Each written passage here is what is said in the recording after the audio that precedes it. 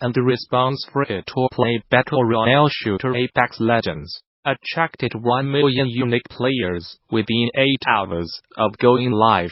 The news comes straight from Respawn chief executive Isam Palop, who tweeted out the figure earlier today. Apex Legends was simultaneously unveiled and launched yesterday for PS4, X1, and PC, and Respawn said it was keen to keep the project under wraps for fear of alienating skeptical players who were perhaps expecting Titanfall 3. We are doing a free-to-play game with essentially loot boxes after we were bought by it, and it's not Titanfall 3. It's the perfect recipe for a marketing plan to go awry. So why have that? Let's just ship the game and let players play, explained Respawn-led producer Joe McCoy, chatting with Eurogamer, to try and convince a skeptical audience for months with trailers and hands-on articles. We are just like, let the game speak for itself. It's the most powerful antidote to potential problems. Sniper Elite and Strange Brigade developer Rebellion has acquired Yorkshire-based studio TikTok Games for an undisclosed fee. TikTok will become Rebellion's fourth United Kingdom studio, joining Rebellion, Liverpool and Rebellion Warwick as sister studios to the company's headquarters in Oxford, and will be known as Rebellion North moving forward. For those unfamiliar with TikTok, the company has recently worked on a couple of Rebellion titles, including Road Trooper Redux, and the Switch version of BATT Lizzie Annie Gold Edition. Bringing more great people to the company is a great way to start 2019, said Rebellion CEO and co-founder Jason Kingsley OBE, in a press release. The company continues to grow, and it's important we bring in the right people as part of that process. We have worked with the team at TikTok Games for a while now, and we know they will continue to prosper as Rebellion North. Hey game makers, Double Fine on DM8-bit, as popular indie game showcase Day of the Devs returns TOGDC this year, and organizers are now accepting submissions from devs who want their games to be a part of it. This FunDD-sponsored showcase, which is returning for the 7th consecutive year, brings players and developers together for a celebration of some of the year's biggest indie hits. DD attendees will be able to stop by the Day of the Devs interactive space at the Moscone Convention Center in San Francisco throughout DD Week, March 18th through the 22nd, to check out the games, chat with the folks that made them, and just generally chill and have a nice time. If you do like your game to be a part of that, make sure to submit it via this form ASAP. Organizers say they are hoping to finalize a list of games in the showcase by early February. We will provide machines on TVs for all the games, so hopefully you will just be able to slide in and have a good time. Read this year's submission form. We are hoping to nail down a list in early February, and we'll let everyone know one way or another ASAP on behalf of United Nations. In addition to a spot on the BD show floor, games selected to be a part of the Day of the Dev showcase will also be eligible to take part in a special off-site presentation at the Alamo Draft House in San Francisco, where games will be showcased on the big screen. For more details on NGDC 2019, visit the show's official website, or subscribe to regular updates via Facebook, Twitter, or Gamasutra and DD are sibling organizations under parent company Informa.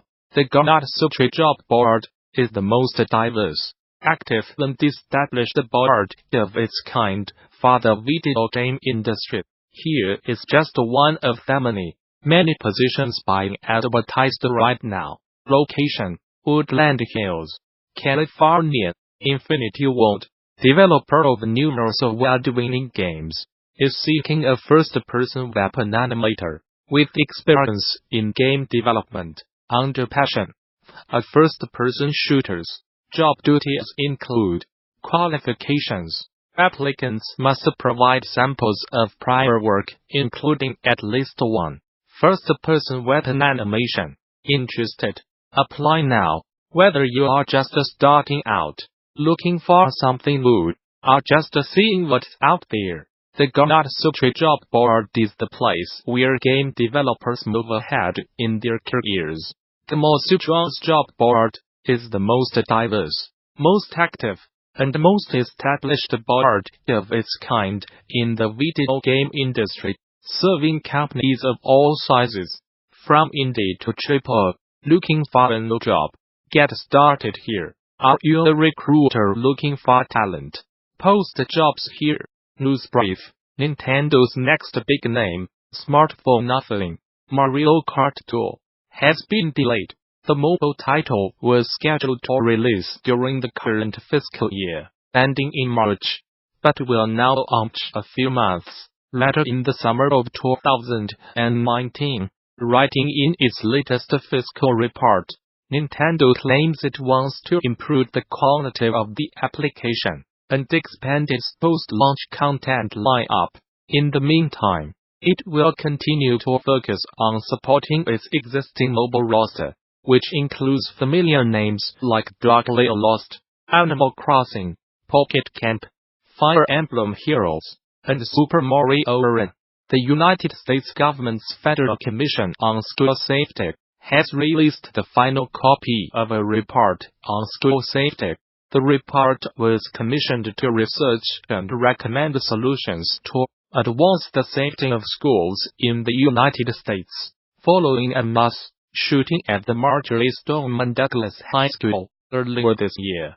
The report itself is broken down into 3 sections: prevent, protect and mitigate, and respond and recover, each of which contains several more focused chapters on individual issues and topics. The entire report can be found here. Video games along with movies, music, television, social media, books, and graphic novels are covered in Chapter 7 of the section on prevention under violent entertainment and rating systems. According to one study cited in the report, roughly 68% of video games depict violence in some way. This is compared to, from the same study, 90% of movies, 60% of TV shows, and 15% of music videos. Children have 24/7 access to multiple forms of entertainment at their fingertips. Reads the chapter's opening paragraph.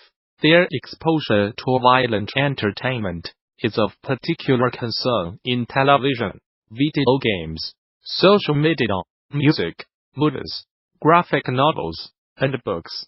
Violent content is ubiquitous across these platforms and continues to grow. The report cites a variety of studies on both sides of the video game violence conversation and digs into the efficiency of rating systems, like the ASAP, a system that the report says has gained high levels of trust among parents. According to a 2016 analysis of the ASAP, 86% of parents are aware of the rating system, while 73% say that they check a game's ASAP rating before purchasing a game for their kids. Still, at the close of the chapter, the Federal Commission on School Safety recommends that all of the self-regulators should review and improve policies to ensure access to content is limited to age-appropriate consumers, while also recommending that educational agencies and school leadership should focus on strengthening internet safety measures at schools. Valve has made room for developers to link to their social media accounts on the Steam listings for their games, giving devs a way to direct their Steam audiences to their YouTube, Facebook, Twitter, and Twitch accounts from the sidebar. SI Code Partners, Thomas Pitol, and developers have pointed out on Twitter, the newly introduced section is still a little buggy in its early days, but, for the most part, it offers devs a visible and standardized way to share official social media information. Devs can find the new option in the edit section of a game's Steam page, and Valve notes that it authenticates linked accounts both to verify ownership and to pull basic information such as follower counts. While it looks like social media links need to be set individually for each game on the store,